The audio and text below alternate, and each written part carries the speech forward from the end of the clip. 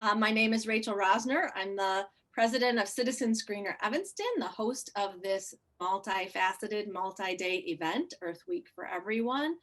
We've had some amazing panels so far, and I suspect the excitement will continue. Super excited to have Teddy Peterson here. He's the Outreach and Operations Manager at the Mitchell Museum of the American Indian. He is Ojibwe and an enrolled member of the Lac de Flambeau Band of Lake Superior, Chippewa. He has a BA in History and Native American and Indigenous Studies from the University of Minnesota. And Teddy was raised in Chicago and went to Sherman Indian High School, a government boarding school for Native Americans in Riverside, California. And Teddy's here to talk to us about land acknowledgements and their importance, past, present, and future. So I will turn off my video and take it away, Teddy. Thank you. All right, Rachel, thank you for that introduction. I'm gonna go ahead and start sharing my screen for the little PowerPoint.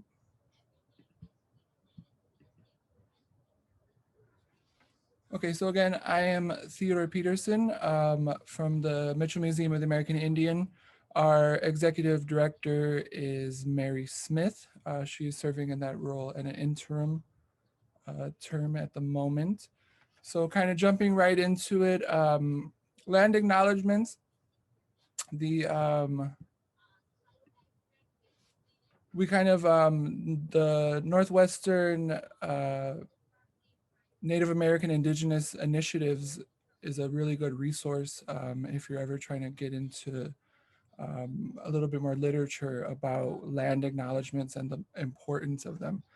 So a land acknowledgement is a formal statement that recognizes and respects Indigenous people as traditional stewards of the land and the enduring relationship that exists between Indigenous people and their traditional territories. So I think one thing that's really important with land acknowledgement is that it's kind of the first step. You know, we try to view it as a first step in building a relationship with a given organization that is looking out to have a land acknowledgement. So this right now is kind of an example with Citizens Greener Evanston. This is kind of one of our first events together. So I thought it was appropriate to kind of cover land acknowledgements and give a little background of kind of about the importance of land in American Indian history.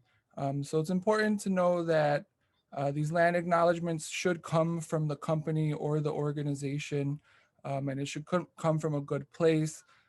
Some companies I think have reached out and kind of just use it as a check, you know, to check their box. But we really try to press the fact that we want to make this an ongoing relationship with any organization that's looking to do this. It's important to make sure that you do reach out to Native American community when you're trying to develop a land acknowledgement and get them involved in that process. And I have an example. Recently, we had the South Loop Monastery School in, I believe this is in Chicago. We kind of served the whole area. They put together a land acknowledgement. So this is, I believe, like a second or third grade class. So they had one of the students write it out, and then they all kind of decorated it with kind of local, I think there's like wild onion in there and kind of local nature-based objects like that. But as you could see, we always want to kind of add a contemporary component. So towards the bottom here, we see there's still over 100,000 tribal members that continue to live in Illinois. So we always want to try to make it forward pointing and not always frame Native Americans in the past. So real quickly, just a general, you know, high level overview. There are currently about based on the census 2020 kind of update, there are about 6.9 million Native Americans in the United States alone or in combination with another race or group. In Illinois, there's a little bit less than 100,000.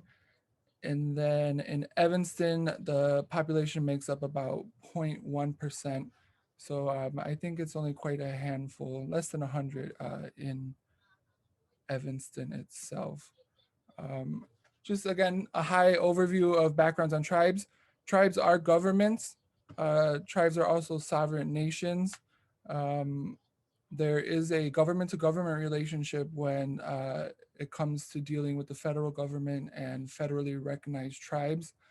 We see this through the Constitution. They specifically put it in there, Article 1, Section 8, that Congress shall have the power to regulate commerce with foreign nations and among the several states and with Indian tribes.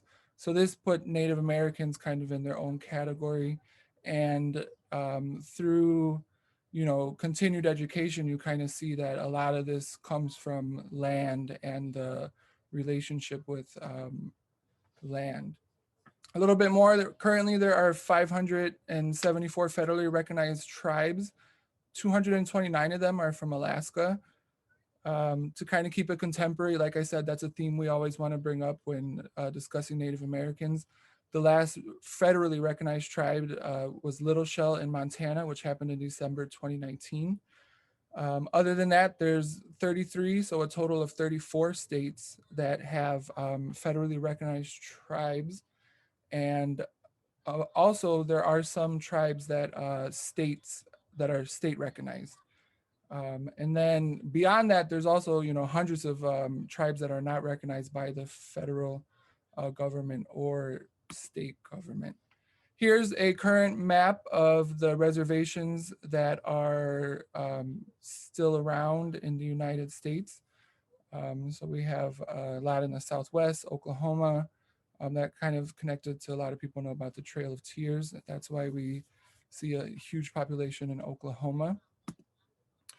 So some more local history, Illinois, the Greenville Treaty of 1795 established military posts throughout the Midwest, including Fort Dearborn. Fort Dearborn was a really sought after location because it's where the Chicago River and Lake Michigan meet. So, a lot of travel was done, by the water systems across the country. So it was very sought after on both sides. In 1833, the Treaty of Chicago granted the US government the legal authority to seize the remaining Indian lands in Illinois. So this, again, kind of connecting it to the more national theme we always hear about, the Trail of Tears. We had the Potawatomi Trail of Death. So that one is more kind of people from Indiana who were forced to walk like 600 miles to reservations in Kansas. So there's all these connections to kind of national things. Another big moment that had to do with land was the Dawes Act of 1887. So this is basically where the reservation system that we kind of know it today was put in place. The goal of the reservation system was to assimilate Native Americans and make them farmers. So they wanted to kind of assimilate to the more European model of farming, where they were given plots of land and they were to grow crops on it to kind of sustain themselves. So that's what you see in front of you is a map of those are plots of land up in northern the Rosebud Reservation in South Dakota. So the different colors come in because there was an amendment to this act called the Curtis Act. And in that act, any land that was left over that wasn't given to a Native American family was sold. So that's why we see the ad on the other land. So what you see is, some land is native land, which is the red dots, squares, and then yellow is to other entities. So with that, that's caused a whole lot of problems because, tribes have tried to kind of come together collectively. And unfortunately, when there's private landowners in between their plots of land, that creates kind of a whole legal battle. Another really important act, I found this picture. I was trying to get something of Evanston, but in 1956, there was the Relocation Act. And this is when the government actively recruited Native Americans to leave reservations to help with post-war efforts. And as we could see, they were, quote, brought here to be brought into mainstream urban areas. Unfortunately, Natives were drawn into the cities under false pretenses, kind of abandoned without support, living in subpar living conditions that continue to this day. So here we see an ad for Waukegan, So this is something that didn't just happen in big cities like Chicago. It was also an effort in suburban areas as well. To kind of make it a little bit more locally, the city of Evanston is home of the Mitchell Museum of the American Indian. They have the Center of Native American and Indigenous Research at Northwestern University. And Evanston has been pretty progressive on this, and they were the first Illinois city to recognize Indigenous People Days in 2016. And I believe they've done something along that line every year since. And last year we worked with the city on a proclamation on during Native American Heritage Month. This I'll probably try to, unfortunately I have to kind of breeze through. I think I'm up on time almost. Sand Creek Massacre and the role of John Evans, who is the namesake of Evanston. So long story short, John Evans was the territorial governor of Colorado, and he was also an important founding member of the Northwestern University. And he was forced to resign over the Sand Creek Massacre, which was an attack that happened on a Native American settlement where 105 women and children were killed.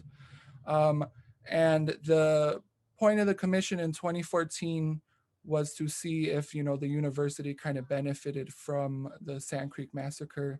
And the evidence proved that John Evans had no prior knowledge of the attack, but he did help kind of create the environment that made the attack possible.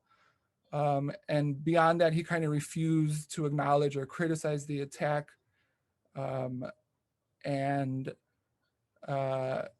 Basically, the recommendations were to kind of have the university acknowledge that, he may not have benefited financially from it, but that there were other benefits that came along with it. And therefore, the university itself kind of benefited from those acts. It's a really good commission report you could check out at Northwestern University. Real quickly, just kind of plug the Mitchell Museum of the American Indian.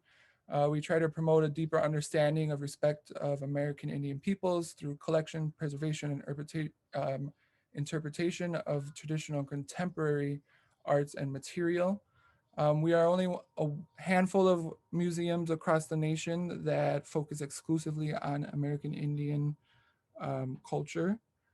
Founded in 1977.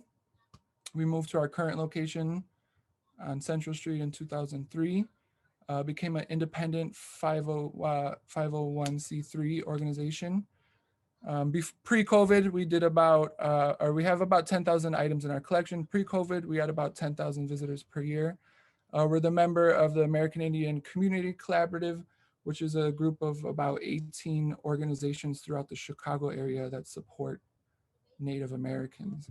And then one last thing is a myth I always like to dispel when it comes to kind of land in that thought process is most Native Americans live on reservations. This is an often common held myth. And the reality is that about now more than 75% live outside of reservations and in urban areas. And a big trend is they go in between these urban areas and the reservations.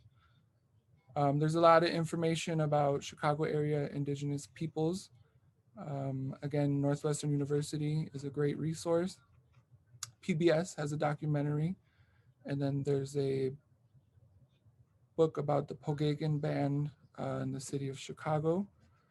And then I will leave this page up if you want to take down any notes of that. And if we have time for questions, I will stop sharing. Absolutely. Thank you so much, Teddy. That was super eye-opening. Yeah, we're fine. And I don't know. I find it really, I learned a lot. I didn't know about the Northwestern resources, which is exciting. And I do believe actually the Evanston Library has a relevant program, but I don't have it at hand. But I wanted to encourage you to put information, some of these resources in the chat if that's convenient for you. So, and yeah, notable, go ahead. Oh, I was gonna say, Say it again. Oh no, I was just gonna say, I'll go ahead and drop some of the links in the chat. Oh, wonderful, thank you. Yeah, that idea of having an ongoing relationship. I'm excited about CGE having an ongoing relationship with the Mitchell Museum, and hopefully this is the first of many opportunities to connect. We did have one question in the Q&A about if there is sort of a general perception among tribal organizations around climate change. It's a big one.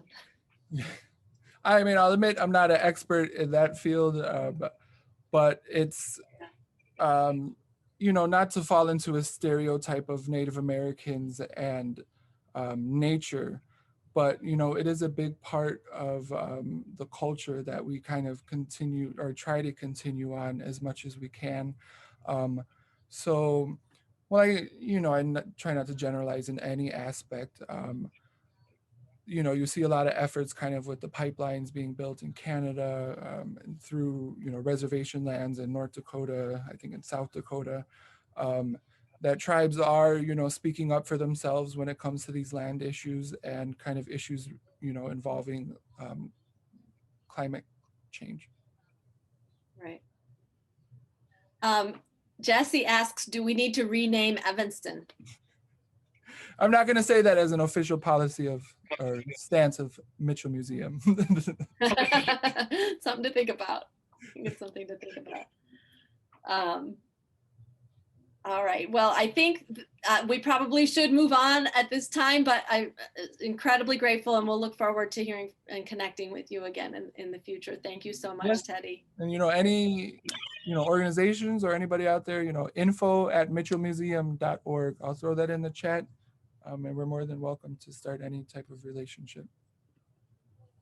Wonderful. Thanks again. Up next is a conversation between Mayor-elect Daniel Biss and ETHS Senior Louise Bond. Daniel is Mayor-elect of Evanston. He began his career as a mathematics professor at the University of Chicago before becoming an organizer and then an elected official. He served as a member of the Illinois House and Illinois Senate and ran an insurgent grassroots campaign for the Democratic nomination for governor, coming in second in a crowded field. His campaigns and legislative service have all featured a strong commitment to public engagement, sustainability, and economic justice. Louise Bond is a senior at Evanston Township High School. She's the co-founder and co-chair of the ETHS Sustainability Committee, president of the Community Service Club, co-president of the Intersectional Feminists United, and writes for the Evanstonian. Next year, she will be studying civic studies, sociology, and peace and justice studies at Tufts University, and following a pre-law track to become a criminal justice lawyer. And it's my pleasure to introduce these two. I know we're in for a really rich conversation. I'm on that committee with Louise at the high school, and I've been in touch with Daniel in recent weeks, so I'm very excited to hear. So they're going to go ahead and have a conversation between them, and then I will field some questions after that. Thank you so much. Thank you so much, Rachel, and thanks for having me. And thank you. I'm really, really looking forward to this discussion and appreciate the way you guys put this together. What Louise and I discussed doing was each of us would just say a brief opening kind of introduction to ourselves and what brings us to this evening, and then we'll have a little discussion. The one thing we didn't work out is who's going to go first. So Louise, as you prefer, do you want to go first or do you want me to go? I was just realizing that. You can go ahead. All right. Thank you. I'll try to be brief. First I want to say a really big thank you to Rachel and to CGE for putting together this multi-day celebration, for including me, and if I may say, even more importantly, for being a consistent, both historical and future partner in the city's sustainability work. We're going to be leaning on you a lot.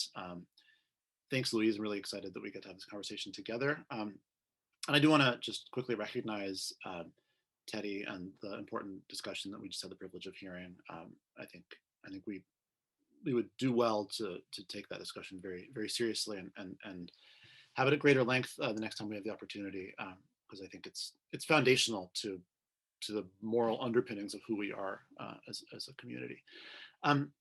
As Rachel said, my name is Daniel Biss. I'm going to, 18 days from now, be the mayor of Evanston, which is an extraordinary honor and a daunting task. And I just wanted to very quickly convey two things. The first is that we just obviously had a municipal election. It was a little bit terrible in terms of the kind of discussion that occurred during the course of the campaign. But now the results have happened, and that's wonderful. And we have a lot of dynamism. We have a lot of change coming. We have 4 new members of council coming. We have, I think it's fair to say, at least 2 of the 9 members of council for whom sustainability is their motivating passion. I think we have an opportunity to see significant change and significant movement in Evanston city government. And I can't say how exciting that is on the issues that animate CGE and that bring us together today for Earth Day, and on a whole host of other issues that, as we'll discuss later on tonight, are, maybe on paper sort of unrelated to sustainability, but at their root and based upon how I think we're coming to understand activism needs to be done, more integrated than one might think. So I just wanted to kind of name that opportunity as something that has me enormously excited, and hopefully has y'all excited as well. The other thing I want to say, though, is we need your help and partnership. We are a mighty town of 75,000 people, remarkable organization of about 700 at the city government. I'm sure many people watching know Kumar Jensen very well, our sustainability coordinator, who does remarkable wizardry, but with inadequate internal resources. And we have this utterly phenomenal gift in this community in the form of so much passion, so much energy, so much expertise, so many ideas on the part of people who want to see our community be yet more of a leader on sustainability. And I think all of that's going to have to be pulling in the same direction together if we're going to achieve full completion of our CARP goals, if we're going to be able to make those goals yet more ambitious, as reality tragically may well obligate us to do. These projects are about changing a lot of systems across our community, how we interact with one another, how we live. And I am absolutely confident that we have the tools in Evanston to get it done, but we don't have the tools inside Evanston city government alone. We have the tools if we engage in the kind of broad partnership across the city. And I'm here to thank you for your continued commitment to that vision of collective action, and to warn you that I'm going to be asking for a lot of help in the next 4 years to ensure that we can get there. So with that, really excited about tonight's conversation, and let me turn it over to Louise. Yeah, thank you so much. And I also just want to start by echoing your sense of excitement that there's political turnover, and it seems like, coming from a younger person, there seems to be this air of issues and, the younger voices, the issues that we talk about being taken a little more seriously, and see some new people with some new ideas coming in. So I just want to echo that excitement, as well as the excitement of sort of, not now, but soon, sort of a post-COVID community where we can start to rethink Evanston a little bit. And I know that we've had a pretty consistent reputation, and there's been a lot of talk recently about how we could be a little bit more accurate to that reputation, whether sustainability, racial justice, and a lot of different progressive issues. So that's also really exciting to me as we're rethinking things coming out of a very, striking situation. So yeah, again, I'm just a senior at Evanston Township High School. I use she, her, hers pronouns, which I'm just realizing I forgot to put in my name, but I use she, hers pronouns. And yeah, Rachel really said most of it with my bio. And I would love to talk a little bit more about Sustainability Committee and about sort of how that came to be, because interestingly enough, before then, I wasn't very, very involved in environmental issues. And so this was about the end of my sophomore year.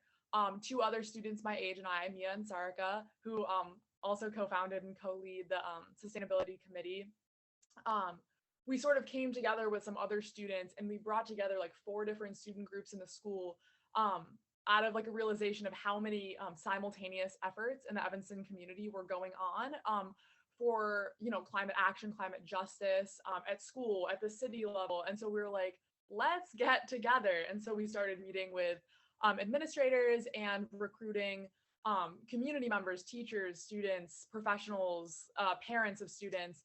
And for me, that's been a lot of the beauty of Sustainability Committee as a space, is like we're lucky enough to have representation from so many of these different groups that have so much knowledge about different facets of sustainability, and to be able to meet together in a space and unite those efforts is so important, I think. So that's, I've learned so much along the way coming at this from someone who didn't know a lot beforehand. And so for the past about 2 years, we've been leading that committee and sort of putting it together from nothing.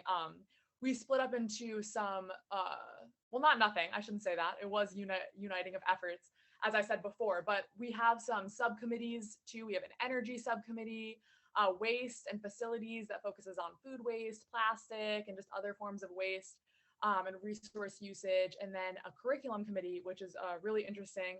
Shout out to Rachel, she's on that committee. And that one is really interesting because it's about one thing I noticed before sustainability that was interesting as like a younger ETHS student, and sort of contributed to me wanting to start a group like this, was there seemed to be a lot of misunderstanding about climate policy at ETHS. All the time I would hear people like, oh, I'm not going to recycle this because they just all throw it out in the same bin anyway. And I was like, what? And then I would learn that that's not actually happening, but people are not, or it's happening in some form, but not really. And people saying that is making it worse. And so there's not a common understanding and urgency toward sustainability. And so to create, I feel like, a culture where not only a culture among the students, but also from an academic level, like how in each subject can we like incorporate information about the climate crisis, what we can do on an individual level, so we can all leave and go out into the world with that understanding. And yeah, some of the things we've done in the past, 2 years or so, we pushed for the school board to create an annually reoccurring agenda item for the District 65 school board, not 65, 202, meetings for sustainability, so that they have to revisit those statistics and methods that they're using to be sustainable each year, set goals, have discussions as a board. We got them to pass the climate resolution. A climate resolution as a board, which was just sort of a more verbal commitment, hire a sustainability consultant who we've been working with to create more concrete plans and goals. Started a composting program in South Study Cafe and the Terrace. We presented to the school board a number of times to sort of keep that connection and networking going in different areas of the school.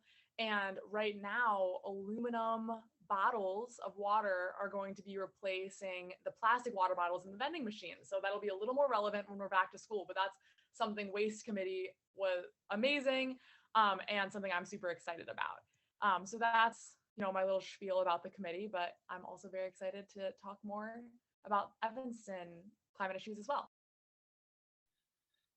All right, well, thank you. That was really, really inspiring. So when Louise and I talked a little bit about how to structure this, we decided to really focus our discussion on, the sort of obvious context, looking at the two of us, that that I believe there has been a genuine transformation in the tone and approach of climate activism as a new generation has gotten engaged and really taken hold of the reins. And so we thought we'd have a conversation where Louise effectively represents all young people and I represent all old people. And then when it's over, I'll log off and cry into a pillow for 10 hours or something. And we really talk about the way in which climate activism has changed, which I think raises some really important questions about how to build the broadest and most powerful coalition possible. And so I very much don't want to structure this as like some sort of battle of the generations, which I think is dumb and silly, but rather an understanding of the fact that there's a lot of different constituencies in this broad movement.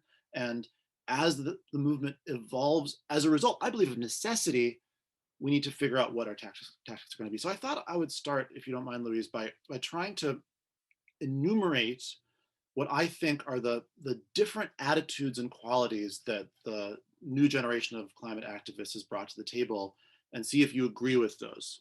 The first is one where I think the young activists have already won, fortunately, which is the question of intersectionality.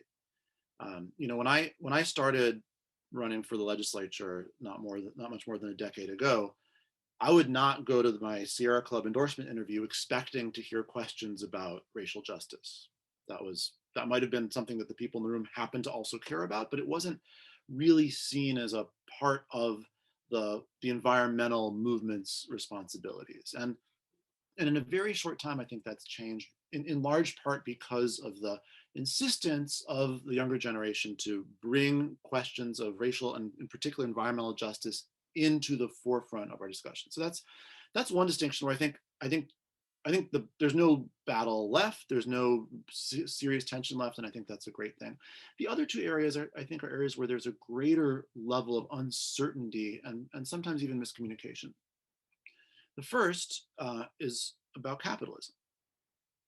You know, I think that there is a growing recognition among new and younger activists that the economic systems that underlie large portions of our society are themselves incompatible with the kind of a sustainable society that we are trying to build. So like a very concrete example is you see climate activists right now challenging the Biden administration because he's trying to appoint to a climate czar position someone who has experience in the financial sector. This I think is a critique that would have been really confusing to Barack Obama when he was putting together his cabinet in 2009. Not that he wouldn't have understood the point, but it would have felt like kind of out in left field. Whereas now I think the connection between the financialization of our economy, the way that markets work, the extractive industries, and climate change has become a unified conversation that has left a lot of the younger climate activists challenging capitalism itself. And another solid example of this is when the Green New Deal was first published, there was I heard two different kinds of reactions from different sorts of friends. One kind of reaction was, hell yeah. And the other kind of reaction was, wait, Medicare for all in the Green New Deal? Why are we guaranteeing jobs? What's those things may be good, but what's the connection? And I think that's a real change in attitude that I think is personally very healthy, but is one that is going to require a lot of interesting discussion to make kind of work out.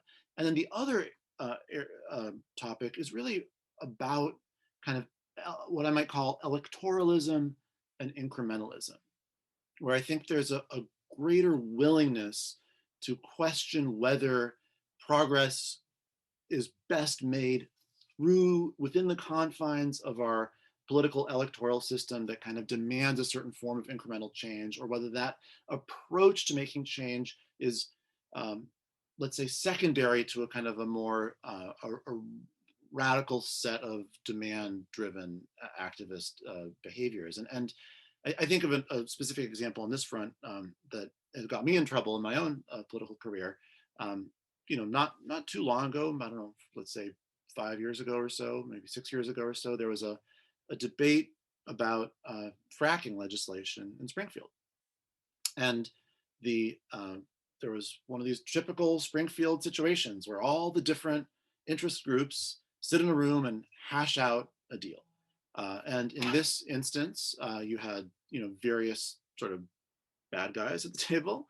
And then you had the Sierra Club and the Illinois Environmental Council and so forth. And those traditional environmental organizations did a really good job in that room and got the best possible deal they could of a bill that allowed fracking, but regulated it better than it was regulated in most states. And the folks who run those organizations came to their allies in the legislature and said, please vote for this thing. You hate fracking, we hate fracking, but this is the best we can do. And if you don't vote for the bill that we signed off on, then the next time we're trying to negotiate, we'll be less powerful because we'll be seen as not even able to deliver our own friends and allies to vote for legislation. And so I was like, all right, cool. I trust the Sierra Club. I trust the Illinois Environmental Council. I'm going to vote for this bill. Is the best thing, the best they could have done, knowing that if I walk away, they would have wound up with a worse deal. And there were a lot of activists who felt like that was a terrible choice, that it's not worth the loss that you incur by participating in the permission of fracking to get that little incremental bit of regulation, even though that incremental bit of regulation is positive. And so I think this kind of rejection of that traditional kind of game of inches kind of electoral incrementalism strategy is exciting, but also raises a lot of tactical questions about, okay, now what? So with that long introduction, I guess I'm curious, Louise, to your reactions. First of all, do you think what I'm saying makes sense just as a characterization of the generational realities? And to the extent that it doesn't, would love to hear additions or subtractions from what I said. And then to whatever extent you agree with the characterization, what are your thoughts about the best ways to incorporate these different points of view in building a strong movement going forward? Yeah, absolutely. I think the way you broke it down into the three categories really sums up a lot of my thoughts on it as well. And especially my thought as well, that political example is very interesting because that's sort of where I was coming from, where I think traditionally voices that are younger are sort of invalidated or looked down upon for this, the sake of that they're younger. I sort of see it as the younger voices bring this sort of freshness. I don't even know what to call it, where a lot of us haven't yet been conditioned under these capitalist, racist, like political incrementalism ideas where we're like, oh, well, that's the only way, we have to, this is the only way. And I think that freshness brings this super exciting possibility for more radical change, where we can be sitting in that room and some people will be like literally laughing at that and being like, that's a joke, you don't understand that this is the only important thing. I am 17, I don't care that you might lose your job or lose like constituents, I'm not going to be able to have kids. So like that kind of thing, or like, this is like my earth. And so I think that more clear vision of the issue is really, really what's empowering for me working as a youth activist. And I think is sort of what works to bring those changes to the climate activism, across generations, as you were bringing up. Yeah. And again, I just find that really exciting. And I think that it doesn't, we're not like, oh no, it's not how things work. And we realize that drastic systemic change is necessary and we don't see it as something that's scary. Like the Green New Deal, that I think scared most people. And, anyone like really, that's so crazy, we could never do that. I can't even imagine a society that's different.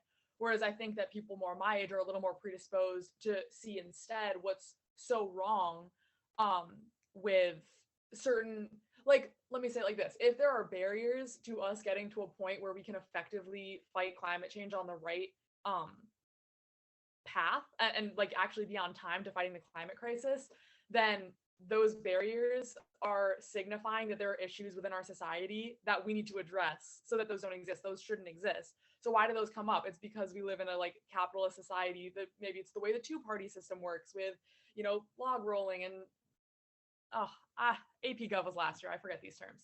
You know what I mean. You're a politician. But, all those things, it's like, well, let's start to address those issues because it's like laughable that would be prioritized over the crisis itself. And I think that freshness is so important. But then it's like you said, it brings this sort of dilemma to the table of course, we need to be united throughout generations to make this work. It can't be these separate fights. And if we're going to make progress, we have to do it together and understand that. So it does sort of create a barrier between people who are in office, people who are going to be in office very soon, and start running, who are more my age, and like youth activists, and then people actually in the positions of power, which is, of course, interesting because activists by nature are usually trying to, achieve some political action and pressure. So it's like, how can we get them to not just make sure it's like an appeasement for their like looking good, but an actual act of real reform or something that actually makes change and is working in the right direction, not just like a compromise. But then you know, and I do see the side of the older politician people who are saying it's like, well, that would be so great and ideal if we could just do that, but it's, you know, not that easy. And obviously it's not. And so I do see why they may like laugh, but I just do think that those things need to be prioritized. And if like there are these consistent barriers, because if you look across issues too, you mentioned Medicare for all, you can look at like homelessness, hunger, barriers to education, like a lot of the issues that do exist. If we were to prioritize, you know, addressing some of these political realities that have come out of like capitalism and like the two-party system and, you know, Democrats and Republicans, give more power to the people, restructure the whole system, I think that we could make such great progress on all those issues. But it may not seem like it's like worth it or anything, or it's too much work, or it's too different. And then of course, with you like needing majority for a lot of, you know, votes, it seems a little bit like a pessimistic view. Like no one's ever gonna like we're never gonna get this number of people to think like as like radically. And it seems so, you know, funny to call those things radical as well. I always like laugh to myself when I say that, like, you know, healthcare and like environmental justice. But yeah, it's definitely that interesting you know, dichotomy between the two, and I agree with all your points. Um, and remind me of your second question. Was it to go forward? How to go forward? Yeah, which I think you've spoken to. And let me ask you, let me combine that with another question. You know, you spoke very clearly about the sort of the eye rolling, right? Like, oh, you're cute, but that's impossible. Don't you know it has to work like this? It's always worked like that. The thing that you're suggesting doesn't make sense. Everyone knows that. You know, that kind of language is wielded as a shield, right? That um, prevents people from having to answer questions because they erect a shield in the part of the conversation that comes before the answer, which is just the nope, don't have to talk about it, so I don't have to actually answer your questions. So when you reject that shield, when you say, I don't care that you've been doing this for 20 years and you tell me that the thing that we need to do is impossible, I'm just going to go and figure out how to do it.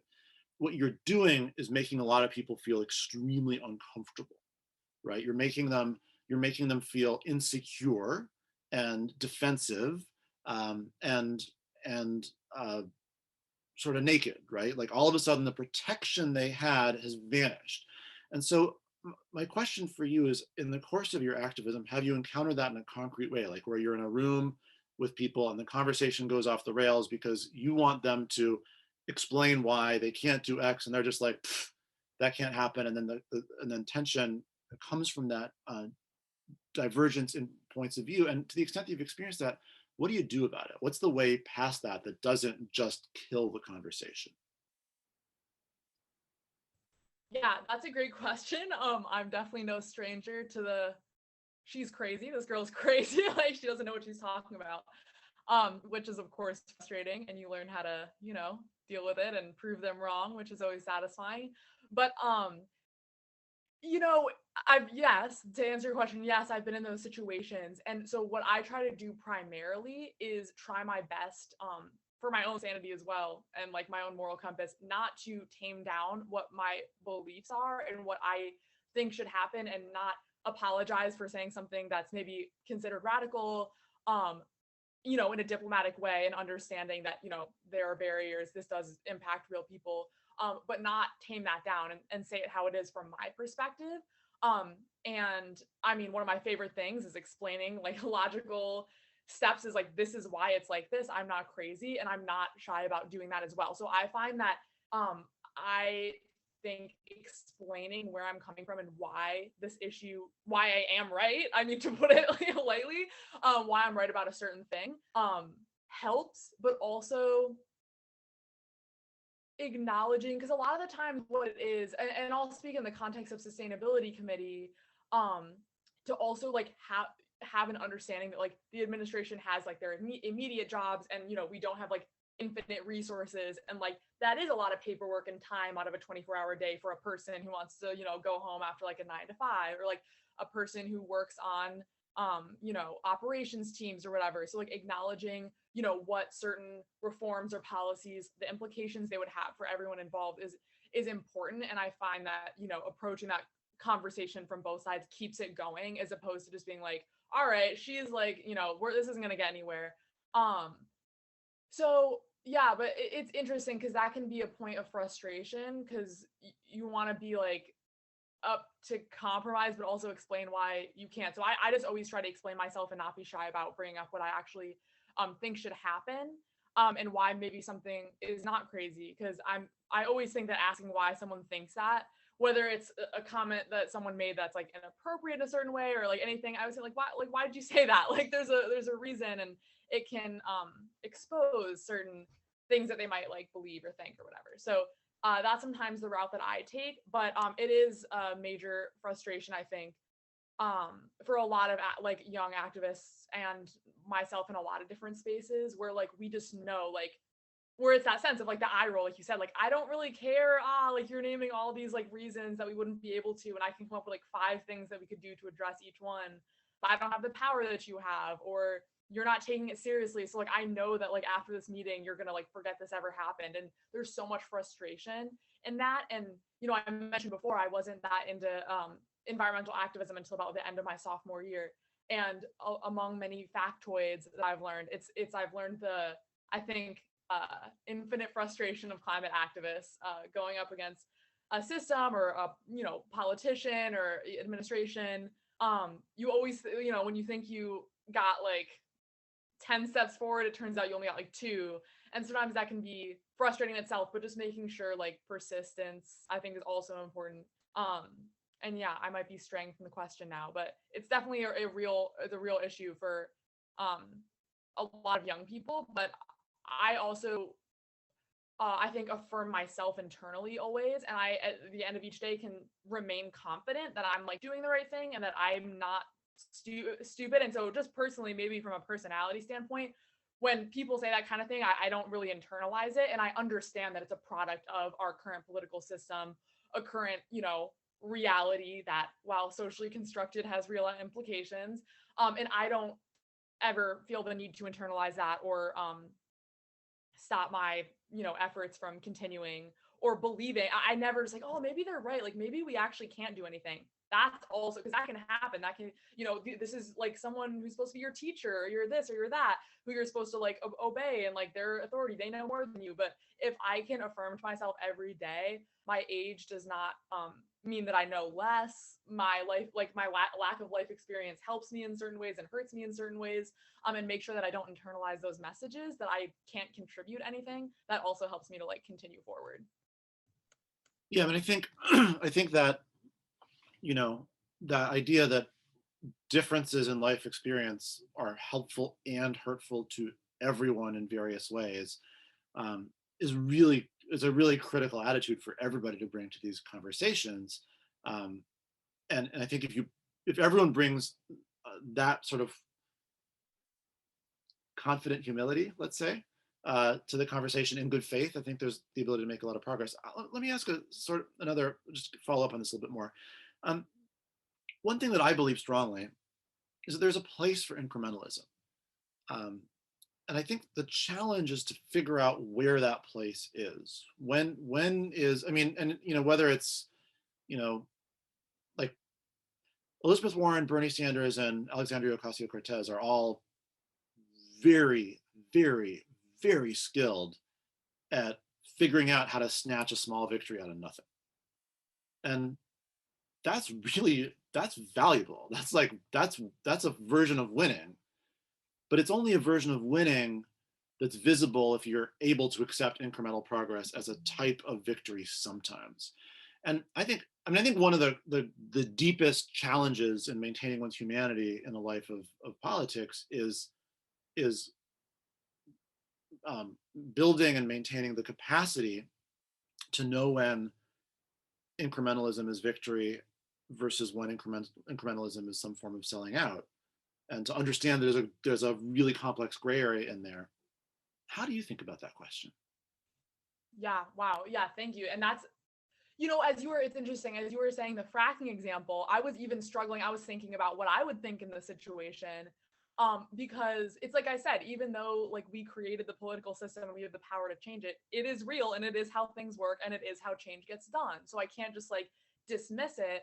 That's a hard situation. And I respect all the individuals, that you named who can navigate through those situations. I'll just make a quick comparison. So as Rachel said, I want to be a criminal justice lawyer, criminal defense lawyer, and I'm doing a independent project right now about prison reform versus abolition and what that means. And I think that that's really key here and something that I've been investigating all semester.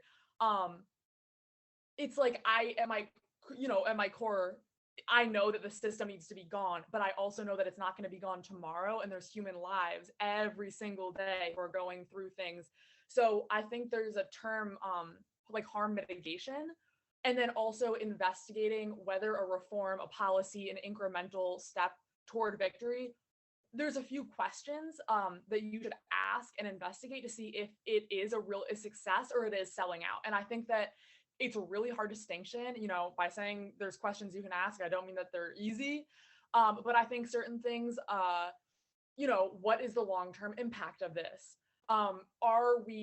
If the goal is to break down the fracking industry to nothing and create an industry eventually where like all the jobs get switched over to green energy, or we're building windmills, like how does this policy support that in the long term? Is it starting to, or, so thinking about the long term is important. Who is it supporting? Are there other, financial factors that are going into it? There's a lot of those complex questions, but really investigating, like, is this a step on the journey where like we want to envision this idealistic, like sustainable community and country that we're living in, and supporting Mother Earth and everything? Is this working toward that?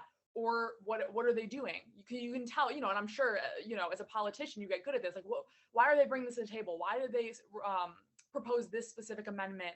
What would they gain from this? What would we gain from this? Like, what language are they using around? And just those investigations, I think, are so crucial in trying to find that line between the like selling out and like appeasement type situation, and then actual like, this is progress, like this is a win, like I'm excited about this, like we're gonna build on this, and like I can proudly like tell my voters we got this done and stuff like that. So it's really hard, but I absolutely agree that those incremental changes are a lot of the times crucial in also like getting people more used to the idea that a green society is good. Like we are working towards something good. Like we are going to save money with this in the long term. We are creating jobs. Like, your kids are going to learn this, and and I think that it helps shift the culture incrementally too. And the people who have a cognitive bias against radicalism, I don't know, shout out to the Red Scare from your generation. I don't know. People are like crazy sometimes whenever they hear anything anti-capitalist. So, if you kind of not trick, but like you don't be like,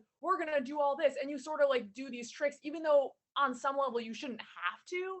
It's like you're doing this and you are working toward change. And I absolutely agree. It shouldn't be. And I think that that's also key in how people can come together in a more ground activist. I'm organizing protests and mutual aid, organizations and community organizing, and politicians who are in Springfield on Washington can come together, who are 50 years apart or whatever they are. I know we're not 50 years apart. That's not what I meant.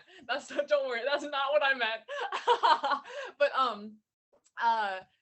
and I think that that's also key to understanding that, and like coming together and uniting, like the excitement that comes out of that united front, I think is just like would be my answer to that. And I'm very curious like what you're thinking as well. Well, I think Rachel has reappeared to tell us that we're in trouble for going over time. Is that right, Rachel? No trouble. I feel like we can go to 8 collectively. I want to encourage attendees to please put Q&A in the chat.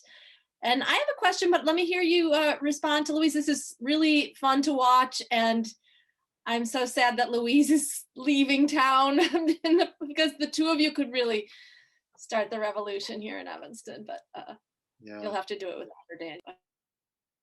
I think it's really a hard question. I think there's some practical questions to be asked, around the harm reduction topic. How much damage is being done right now that can be mitigated? Who's being hurt and how, in a way that could be protected against? But I also think that the structural question to ask is, does this compromise bend my power and leave me weaker on the next step? Or does this compromise build my power and give me a chance to come back and do more soon?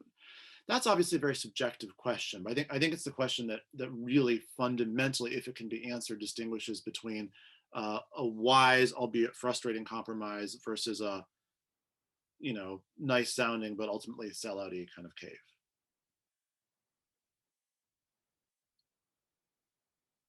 Ooh, you're muted, Rachel, I think. Yeah, okay. Is this a good time? I'm sort of going to bring it back to Evanston a little bit here. We had a schools panel this afternoon, a green schools panel with students and an ETHS alum and parents and teachers. And I'm just struck by Louise saying, until sophomore year, she wasn't particularly engaged as an environmentalist.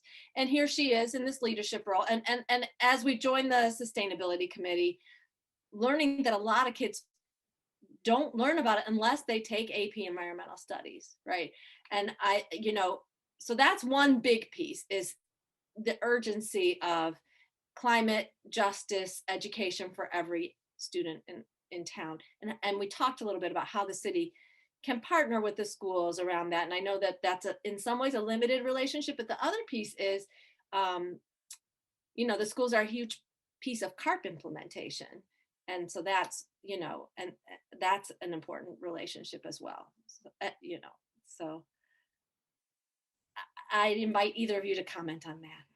Yeah, absolutely. That I was also interested in my own little journey there. It kind of, I will say there was a huge wave of climate activism my sophomore year, and I would go to like the protests, and I found myself learning more about it. And there was a huge wave of social media information that I was getting, that I wasn't actively seeking out, but I was like, wow, this is that.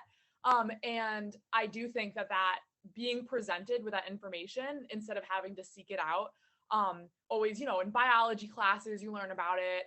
Of course, AP Environmental, but especially at like the middle school level, certain programming that can be done, because there's always those days, there's always assemblies and organizations come in. I always remember those, and they have different topics and themes. And so when you're presented with information, like you will capture attention if it's framed as you can make a difference. If it's that excitement, like that's what I always try to do, like at the youth fairs and volunteer fairs, stuff like that. I was at one earlier for sustainability committee. Like we need you, and you have, like, I don't care if you're like 14 and a freshman at ETHS, like you have the power to make change in your own community. It's beautiful. It's amazing. This is your school, and don't be intimidated by like these other people in the room. And if you can communicate that message, like you will capture the attention of young adults, and I think like get them into those, and having those spaces too, where you can join clubs, figure out how to go up to leadership as well. And if those opportunities are there, I have 100% belief in my own generation that will step up and make change. Yeah, I totally agree. And I agree with the premise of the question. The only thing I would add is that because the schools themselves are such an important part of CARP implementation, that creates an educational and engagement opportunity, right? And as CEJA, the Clean Energy Jobs Act, is hopefully on its way toward passage, I think that's likely to also include support, for instance, for solar installations on school rooftops. Whatever is done around CEJA compliance and carbon mitigation in our school buildings should be done in collaboration with the student bodies, both because that'll result in a better outcome, but also because that'll be an incredibly critical engagement opportunity. And I think that engagement and partnership doesn't stop there. You don't need to be a PhD in engineering to help the city with CARP implementation. The amount of just outreach and sharing of information and gathering of opinions that's needed is enormous. And imagine if we were to deploy our ETHS community to really be at the front lines of making CARP actually happen in a way that's just and equitable and brings in the voices that have been shut out from the conversation for so long. So I just think there's a ton of opportunity. And you're right, Rachel, you're sort of parroting back my kind of Debbie Downer language about, hey, I was used to tell you I wasn't running for superintendent, I was running for mayor. And I didn't want to overstep any boundaries, but we're only going to succeed in implementing HARP if we're working like this with the school districts, and those partnerships need to be not just about a technical change to the energy mix for the building, but also about the engagement of the people who both work and learn in those buildings.